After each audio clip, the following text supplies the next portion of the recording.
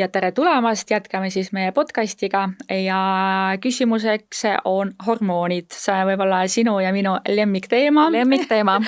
aga võtame võib-olla midagi lihtsamat, polütsüstilised munasarjad. Et see on ikka väga konkreetne, me teame, seal on kriteeriumid. Mina näen seda võib-olla sealt poolt, kus patsient tuleb, et tal on akne ja siis tal on hirsutism ehk siis meestüüpi karvakas. Ja ütleme, kui ta on natukegi tumedamad karvad, siis ma ütlen laserepilatsioon, nagu girl, just do it. Et kuna me ei tea, kas saab asja hormoonides või ei saa, aga need karvad jäävad sind ikkagi häirima väga pikalt ja paraku ma näinud, olen ikkagi päris väljendunud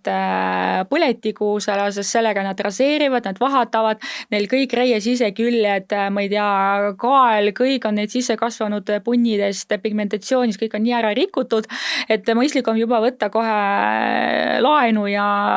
ära teha selle laserepilatsiooni. Aga noh, siis akne puhul, kusjuures mul üks lemmik viimasel ajal, kui ma näen, et see on polütsüstilise musar või on selline, mina kahtlustan, et see on polütsüstilise musar, sest naine on natuke ülekaaluline, siis tal jääb regulaarne tsükkel, siis tal natuke androgeense liigsusest võib-olla mingid tunnused, siis mulle meeldib panna neid spironolaktooni peale. Ma ei tea, mis on sinu kogemus, mis sa arvad spironolaktoonist, polütsüstilise munasarast ja üldse seal teeb? Ma ei saa öelda, et see polütsüstiliste munasarjade sündroom oleks mu lemmikhaigus,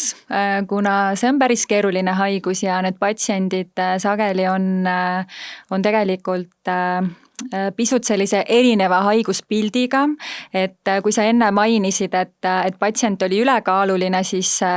tänaseks me teame, et ka väga kõhnad, madala kehamassi indeksiga patsiendid see on eriti ebaaus, nad ei ole teinud midagi valesti. Just võivad olla, eks ju, polütsüstiliste munasarjadega, et see haigus iseenesest ei tähenda ainult ju seda, et munasarjad on polütsüstilised, et me näeme ultrahelis, et seal on nagu palju selliseid väikeseid foliikleid, et see visuaalne ultraheli pilt on nagu võib-olla annab meile sellist nagu aimdust, aga väga ettevaatlik peab olema selle haiguse diagnoosimisega puhtalt ultraheli pildi põhjal, eriti nagu noortel naistel, teismelistel, et see on nagu üks selline asi, mida ma olen näinud oma praktikas, et noored naised ütlevad, et mulle pandi polütsüstiliste munasarjade sündroom, kui ma olin, ma ei tea, 16 või 17 ja nüüd mul on see ja ma ei tea, kas ma kunagi saan lapsi ja mis must üldse saab, et nad on nagu ära hirmutatud, et me peame seda haigust nagu vaatama natukene nagu komplekssemana, et jah, probleem on munasarjades, probleem tegelikult on selles, et ühte hormooni on liiga vähe, kollaskeha hormooni, eks ju, me teame, et üle selle nii-öelda teatud hormoone on liiga palju, ehk siis meessuguhormooni liig on, eks ju, et sellest tulenevalt ka need erinevad karvakasva akne probleemid, aga me peame mõtlema ka selle haiguse nii-öelda tulevikule selle patsiendist lähtudes, et kui ta kehakaal juba normis, et paneme drospirenooni ja siis mis veel, metforaali, aga spironolaktoon? Mina ei ole spironolaktooni pannud, gynekoloogina mina enamasti puhtalt ka tsükliregulatsiooniks ja meessuguhormooni nii-öelda allatoomiseks panen nad kombineeritud pilli peale, et kuna nad on noored naised, sageli, kes vajavad ka rasestumisvastast kaitset, et siis ma saan nagu mitu kärbest ühe hoobiga, et ma panen nad kombineeritud pilli peale. Aga nad võtavad neid pilli, kas see kuidagi tuleviku mõttes teeb prognoosi paremaks, et midagi nagu pigem looksub paika või siis me lihtsalt venitame, et okei, vähemalt praegu on? See on väga hea, et sa seda ütled, sellepärast, et seal on üks nagu ohukoht minu jaoks nagu naistearsti vaatevinklist, et need samad naised, kes saabuvad näiteks 20-aastaselt oma ebaregulaarsete tsüklitega naiste arsti juurde, nad vajavad rasestumisvastast kaitset, nad hakkavad pilli võtma, nad võtavad seda 10 aastat, võib-olla rohkem ja siis nad on olukorras, kus nad tahavad rasedaks jääda, jätavad pilli ära ja tegelikult menstratsioonid ei tule või käivad üliharva ja sageli, mida tehakse, on see, et hakatakse pilli süüdistama. Näed, et ma võtsin 10 aastat kombineeritud pilli, see tegi mu munasarjad haigeks ja nüüd ma ei jää rasedaks. Et see naistearst oli nii loll, kes mulle need pillid kunagi peale pani. Aga tegelikult me peame mõtlema, et seal oli allasetsev haigus, mille me selle 10 aasta jooksul tegelikult nagu ära peitsime. Ja mina näen täpselt seda sama, mina näen seda akne vaatenurgast üle patsient, mul oli ideaalne nahk, aga nüüd midagi on juhtunud ja patsient 27, sest ta on lõpetanud pillide võtmist, mida ta on võtnud 10 aastat ja siis ma küsin, aga kas sul teismeline oli akne? No jaa, aga siis oli korras pärast kõik, ma võtsin pille, aga ma ütlesin nii, mõtle, et sa võtsid pille, aga see on täpselt see akne, mis on alati seal olnud geneetilisel tasemel, lihtsalt me oleme kogu aeg seda peitnud täpselt need, et sellepärast ma ei ole väga suur pillide fänn, kui me räägime aknest, sest mina pigem teen juba rookutaani, kus on päris keeruline aknejuhtum, kui ma peidan seda pillide all, sest ükskord naine tahab lõpetada asjad ja üks patsient meile, inimesed on kõik patsiendid, üks jälge kirjutas, et 10 aastat on siis pille võtnud, nüüd tahaks lõpetada, aga hirm on nii suur, et mis hakkab toimuma. No mine arstina ütle niimoodi, et kui sa lõpetad pille ja sa tead, et sul enne seda oli nahk rasusem, oli aknega probleeme, siis palun kohe reageeri ka sellele, et nahk on muutunud. Sest väga tihti pillide ajal naised kasutavad mingi kuiva nahakreeme ja nii edasi, aga nii kui sa lõpetad, mõnedel see tõesti juba järgmisel kuul on muutunud, aga nahakvaliteet mõnedel võtab see pool aastat, aga nii kui sa tunned, et nahk on muutunud rasusem, palun lõpeta, sest see on kindel viis tekitada endale uuesti akned ja komedoone, vähemalt toetada selle negatiivset arengut ja siis, kui me kohtume, et siis nagu ma pean juba palju tõsisemaid rohtu määrama. Aga ja, et mis sina arvad, et või mida sina näed, et kui pille on võtnud patsient väga, väga pikalt, et kas nagu naistarsti vaatenurgast on midagi sa näed, et see ka muudab või siis mis hirmud ja vead nad teevad? Ma arvan, et see on nagu kindlasti mõtlemise koht, kui me räägime väga-väga noortest naistest, teismelistest, et mina üldiselt nagu kergekäeliselt tänaseks päevaks enam näiteks 14-15 aastasele tüdrukule valulike menstruatsioonide raviks pille ei taha kirjutada. Jah, on juhud, kus miski muu tõesti ei aitagi ja me peame seda tegema, aga tegelikult igasugune hormoonravi toimib igale poole, ütleme siis nii jah, et ka kesknärvisüsteemi tasemel ja me tegelikult ei tea, mis see kaugtulemus on, kui me nende laste nii-öelda kesknärvisüsteemi nende pillidega nagu mõjutame, ma ei tea, 10 aastat. Et selles mõttes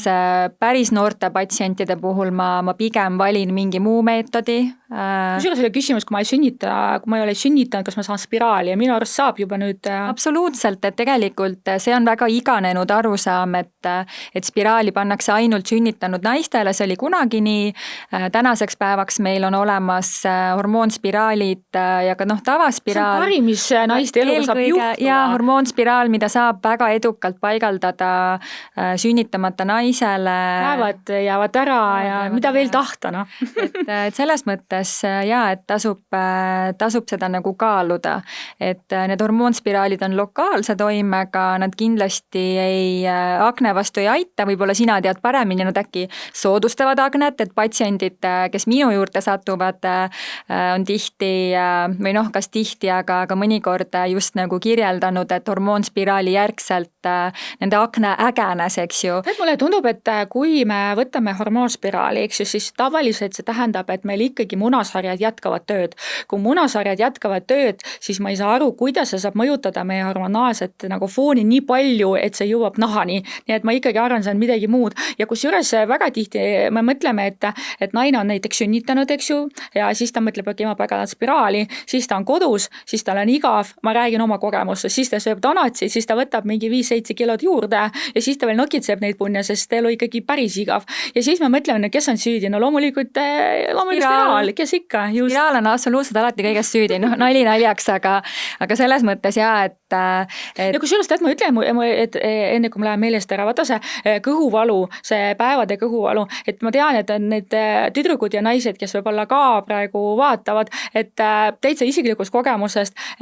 julgen soovitada diklofenaki pärakuküünlad. See on päästnud mu elu, sest tegelikult reaalselt mul oli mingi kas kiirabi või siis midagi, et no nüüd ma olen nii vana, et see õnneks on juba läbi, aga siis ma mõtlesin, et ma tõesti hirmuga mõtlesin, kas ongi minu elu, et ma ei tea, millal mul 2 päeva jäävad ära ja siis ma mõtlen, et ma suren, aga see on väga kiire, sest me teame, et päragus imendub päris palju seda ainet päris kiiresti, sest me peame nagu migreeni puhul kohe suure löögi, nii et siis paluge perearsti käes need päragu küünlad diklofenak ja siis teie elu ei ole enam kunagi endine. Jaa, et menstratsioonivalud on ka üks teema, mis kindlasti nagu no nii paljusid naisi puudutab ja see kiirabi ei ole nagu lahendus, eks? Kiirabi ei ole lahendus, aga jällegi tasub võib-olla leida endale mõni selline naistearst, kes nagu lahti seletab, et mis seda valu nagu põhjustab, millised on need sellised valu leevendavad nagu meetodid. Aga samas paljud, ma mäletan jälle, et mulle kooliõde ütles, et kuule, võta paratsetamool, et sa alati aitab, kuskil on see valu ikkagi nii tugev, et paratsetamool ei tee mitte midagi. Paratsetamool ei ole esmavalik, et kuna ma võin nüüd natukene nagu sellist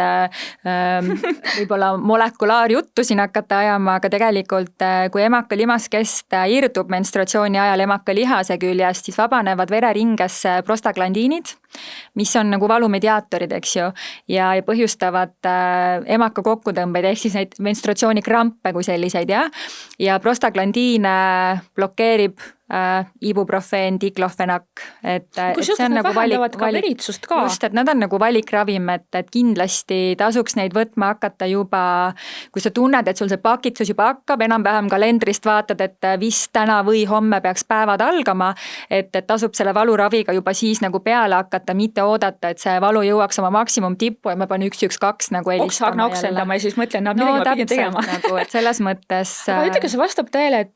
need tensaidid, eks siis ibuprofeen, ketoprofeen ja nii edasi, et nad vähendavad ka selle veritsemise, et siis mingi 25% vähem verekaotus on. Ma ei tea, kuidas seda mõõta ausalt öeldes. See tuleb Soomes terviusporti. Jaa, et väidetakse, et nad tõesti seda teevad, aga üldsegi nagu menstratsiooni verekogust on väga raske objektiviseerida, et seal on olemas erinevad sellised, mina alati küsin oma patsientide käest, et mitu sidet, kui sageli, kas öösidemed, kas side ja tampoon, kas öösel pead mitu korda käima, ärkad vereloigus, et see nagu aitab natukene nagu objektiviseerida seda, et mõne jaoks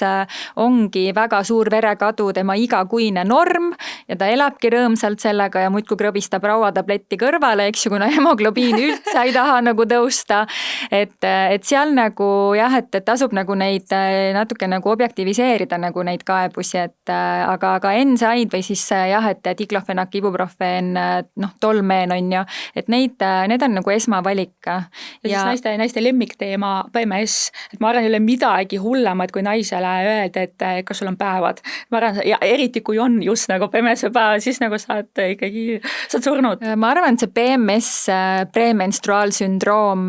on natuke selline üles puhutud teema kohati, et me ei saa rääkida igasugusest tuju kõikumisest ja pingetundest peas või rindades, et see oleks nagu PMS, et selleks, et see päriselt oleks PMS, seal peavad olema ikkagi teatud sellised kriteeriumid jällegi nagu täidetud, et see peab tegelikult ikkagi seda elu... Tahad tappa abikaasa? Jah, tahan tappa abikaasa, jah, umbes, et ja kohe, kui menstratsioon on hakanud, siis ei taha enam tappa abikaasat, on ju, et justkui, et menstratsiooniga peaks tegelikult kohe lõppema, et seal on kriteeriumid, need on hormonaalsetest muutustest tingitud ja tegelikult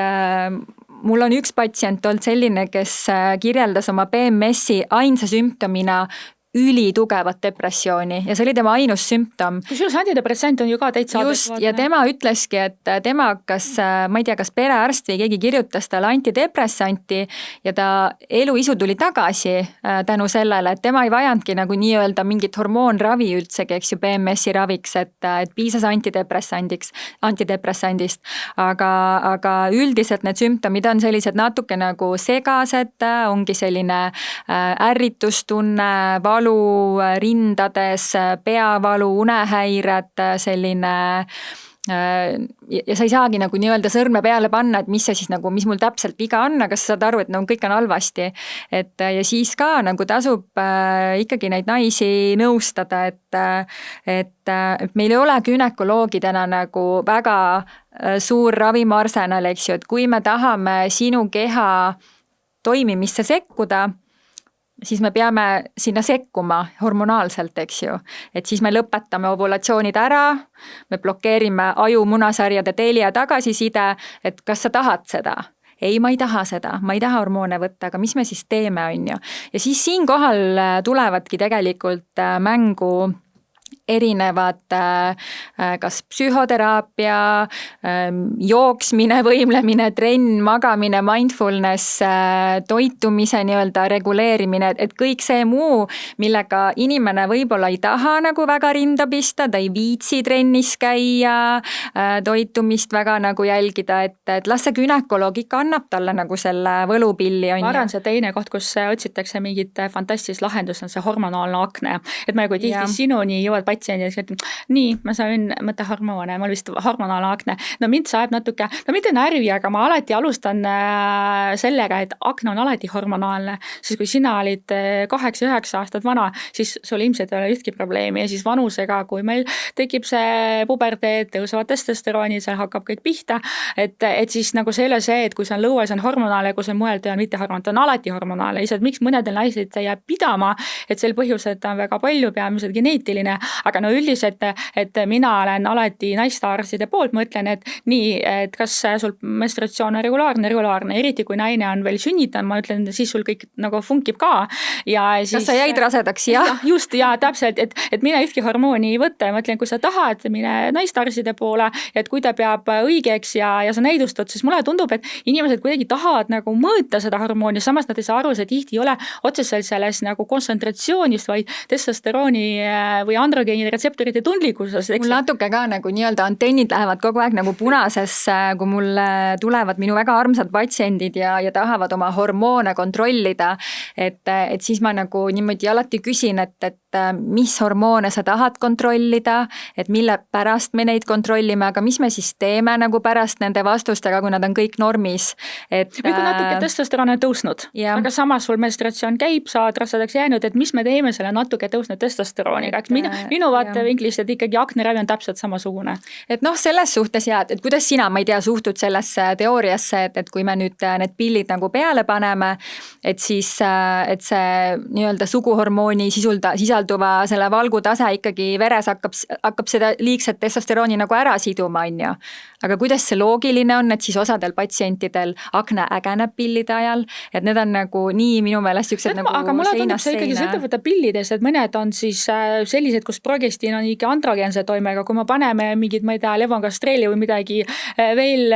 vähem androgeense toimega või üldse progestiini pillid, siis loomulikult akne ägeneb, kõik sõltub ikkagi pillidest, et õige pill ikkagi töötab. Just, et aga kui mitte midagi ei taha võtta, on ju, et noh, siis ei saa ka nagu mitte midagi muuta tegelikult. Aga mis on nagu huvitav, et tänasel päeval väga palju ju räägitakse sellist madala glükeemilise indeksiga nagu toitumisest, et just hoida oma see veresuhkru tase nagu stabiilsena,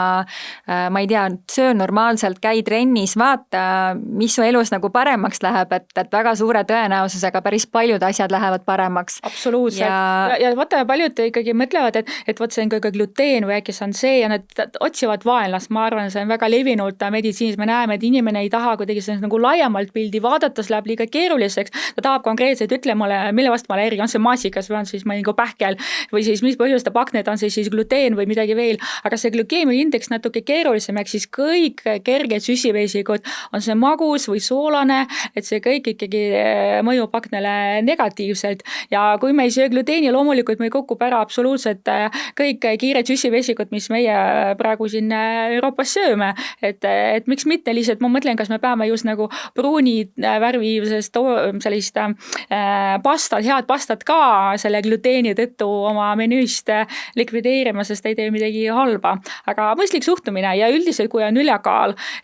ja akne, siis alati ikkagi tuleb, vaat see ongi see, et see ei ole alati petsu ees ega see ei ole alati metabaalne sündroom, aga kuskil ikkagi nagu see väike põletik sees selle ebaadekvaatse. Tegelikult, eks ju ka,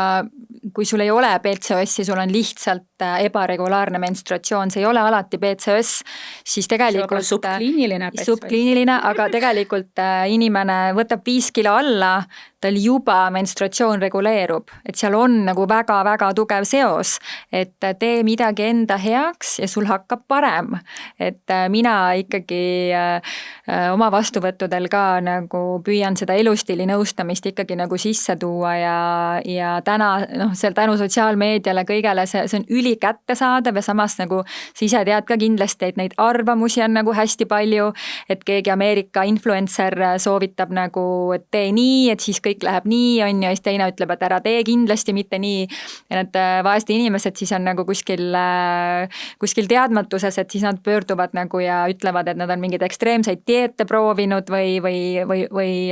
vastupidi, on ju. Ja võib-olla kui ülekaal on juba nii suur, siis miks mitte võtab Ozempikut, siis mulle tundub, et täpselt. See ei ole nagu selline tõesti, et ma ei ole mitte midagi teinud, et ravigi mind terveks, aga mõnedel inimestel lihtsalt ülekaal on tõesti läinud nii üle piiri ja siis nad ei saa enam füüsiliselt midagi alla võtta, et lihtsalt neil liigesed ei pea vastu, et siis Ozempik on ka hea variant, ma mõtlen kogu see põletik, kogu see raskude, sest tegelikult aktiivne põletik, sest sees kahjustab meid, et siis nagu võtke Ozempikut, et võib-olla nad Novo Nordiski oled nõus, et mingisugune 2-3 aastat tagasi oli veel, Ozempik oli nagu siuke mingi salarohi, et ta vist on Ozempikut süstinud, et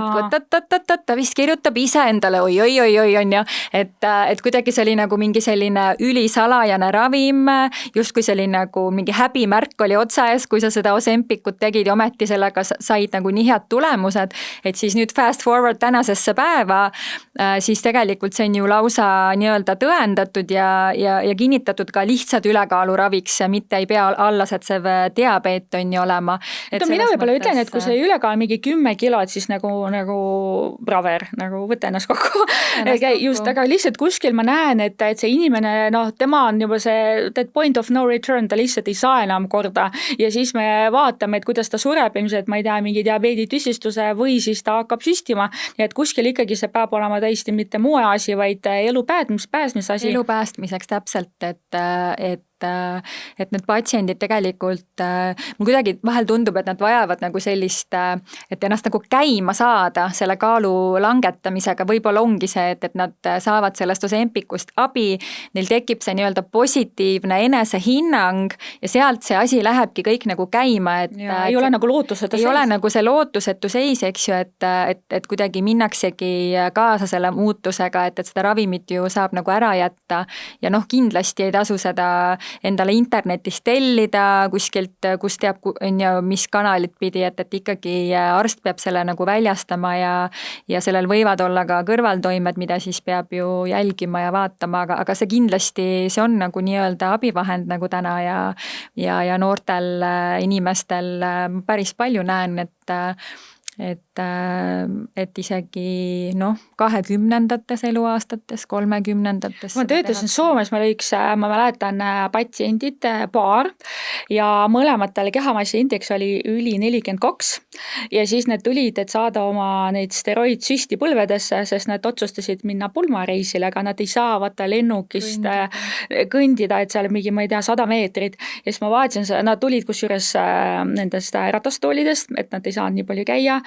2 inimest, ma ütlesin appi terve elu on ees ja siis ei olnud Ozempikut, ma arvan, praegu näiteks saanud ja siis oliks hoopis asi korras. Võib-olla võtame lõpuks veel perimenopaus, menopaus, et mulle tundub, et vanasti oli võib-olla natuke lihtsam, kui sa oled 55, siis elu on läbi, siis räägid pähe ja siis istud ja keedad varigamoosi, aga nüüd naised on ikka täitsa nagu püss ja toimetavad ja siis keegi ei taha üldse oma vanustki mainida ja siis tegelikult mina vahel küsin ka, et ega te lasti planeeris ja siis kui vanasti oli niimoodi 45 aastane ütleb see, et mis ikka minu vanust, nii ütlete, ei vist mitte. Ja siis ma ütlen nagu see väga normaalne, et loomulikult see oli nagu loomulik, aga samas ikkagi ei ole nii, et teatud vanuses sa ei kõlba enam kuskil ja elu naudimine on täitsa patt. Absoluutselt, et mis see trend nagu täna on see, et juba 37-8 aastased patsiendid arvavad, et nad on selles vanuses ja ma tahaks neile lihtsalt ma tahaks nagu raputada neid seal vastu vastuvõtul lihtsalt öelda, et halloo, et mis see vanus on, et lõpeta ära, et sa oled 37, et millest me räägime, on ju, või 43 on ju, et mis see nagu see vanus on, et see on nagu siuke negatiivse alatooniga nagu öeldud, eks ju, et naised väga kardavad vananemist. Ja lisaks on see, et seda infot nagu selle perimenopausi kohta on viimase aasta jooksul nagu meeletult tulnud, inimesed loevad, guugeldavad, vaatavad sotsiaalmeediast videosid ja siis diagnoosivad endal perimenopausi ja mida siis tuleb teha? Hormoone kontrollida ja siis me oleme nagu natuke sellises nagu sellise lõhkise küna otsas seal vastuvõtul, et ma proovin neile seletada, et perimenopaus võib olla 7 aastat enne menopausi näiteks. 7 aastat toimuvad sinu kehas mingid muutused, mis ei ole veel menopaus, aga mida me nagu kontrollime siis. Et me teame, et munasarjade funktsioon alates 35 hakkab langema, fertiilsus alaneb, eks ju, alates 37, see teeb umbes nagu sellise slaalomi alla, et need muutused on füsioloogilised ja üle nende muutuste siis munasarjades naissuguhormoonide tase on niimoodi piu, üles-alla, üks päev kõrge, siis madal, siis kõrge. Et kui sa tuled mulle täna vastuvõtule ja tahad hormoone kontrollida, siis me võime neid kontrollida, aga me saame täpselt mingi numbri, mis vastab nagu sinu antud hetke, ma ei tea, östrogeeni tasemele, et mis me teeme selle tulemusega, eks ju. Et see nii-öelda see numbri tagaajamine ei ole nagu minu stiil. Samas me peame mõtlema, et mis on su probleem. Kui probleem on see, et nagu kuivus, palun, cum laude lapp, kuivuse pärast seda ja seda. Kui sa tunned, et sul nagu tahad nisutamist, sa tahad nagu seespoolt midagi, sa tahad ovulid, kõik on olemas ja samas ei pea kindlasti mõõtma hormooni, et keegi ütleks nii, nüüd saad ametlikult perimenopaus kasutada ja siis, no nüüd ma saan kasutada. Et saad kasutada kohe, kui sa tunned. Ütleme see jah, et sellised nagu intiimpiirkonna kaebused, ma tahaks öelda, on veel nagu suhteliselt nagu tagaplaanil, et kõik muud sümptomid on nagu väga prevaleerivad, et selline ärevus, unehäired, peavalu, siit sügeleb, sealt valutab, libido on ülimadal, eks ju, et kehakaalu tuleb muudkui juurde, kuigi ma ei söö mitte midagi ja käin trennis, eks ju, täpselt nii nagu 5 aastat tagasi, et need on nagu sellised nagu hästi mitmekesised sümptomid ja neid ongi väga raske ravida. See on mu lemmiknali, kui tuleb patsient ütleb, mul vist kildnaarega probleem, ta ütles, et ma olen lugenud sümptomeid, nii et mul süda puperdab, mul on unetus, kõht on kinni ja siis kehakaalu tuleb juurde. Ma mõtlesin, tead, sul on nagu ülitalitlus ja alatalitlus, korraga ei saa olla, vaata, inimesed tihti otsivad just neid sümptomeid ja üritavad kuidagi kokku panna, aga vali üht, et kumbi see korraga ei saa olla. Jah, et selles mõttes perimenopaus on nagu päriselt olemas, ma ei eita seda on väga raske mõõta,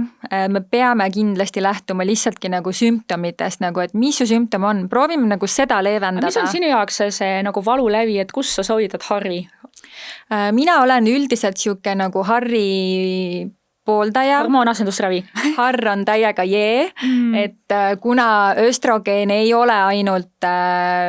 östrogeeni retseptorid ei ole ainult tupe ja limaskestas on ju, et me teame, et nad on kesknärvisüsteemis, nahas, lihastes, luudes ja kui see östrogeeni tase nagu hakkab vaikselt alanema, et siis üle selle tulevadki need kaebused. Ja mul oli alles eelmine nädal üks patsient, ta oli 44-aastane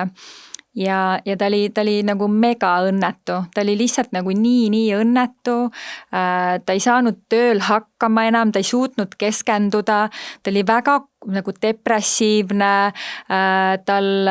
tekkisid nagu tõesti sellised mitte kuumahood ei olnud üldse teemaks, aga sellised nagu imelikud sümptomid ja ta ütles, et ta nagu põhimõtteliselt ei taha elada enam nagu, eks ju, et kas ma oleksin nõus talle nagu Harri kirjutama ja ma ütlesin, et jaa, me proovime, et ta teab riske, ta teab, et ta peab jääma jälgimisele ja me hakkasime östrogeenraviga peale ja tegelikult nüüd eks siis aeg näitab, et kuidas tal läheb, et ta tuleb mingi aeg tagasi mu juurde, 44-aastane on ju. Et selles mõttes mina ei ole nagu Harri vastu,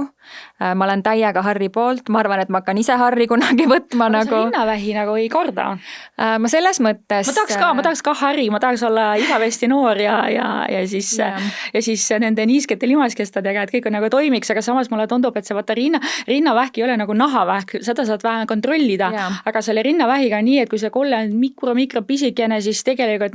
et see natuke vaevab minu arsti pead, et nagu mis Harriga siis teha, kui see risk ikkagi olemas. Et vaata, et seda riski me ju kunagi ette ei tea, et enamusel haigetel ju ei ole mingit geenianalüüsi tehtud, et kas ta on selle brõka geeni kandja või ei ole või on veel mingid muud geenid, mille olemasolu soodustab rinnavähi teket. Aga sina võtad siis riski ikkagi? Mina võtaks riski, et selles suhtes on teada ju, igavese noorusena. Et hormoonasendusravi ajal tõesti tõuseb rinnavähi risk, aga summa summarum see risk on ikkagi madal.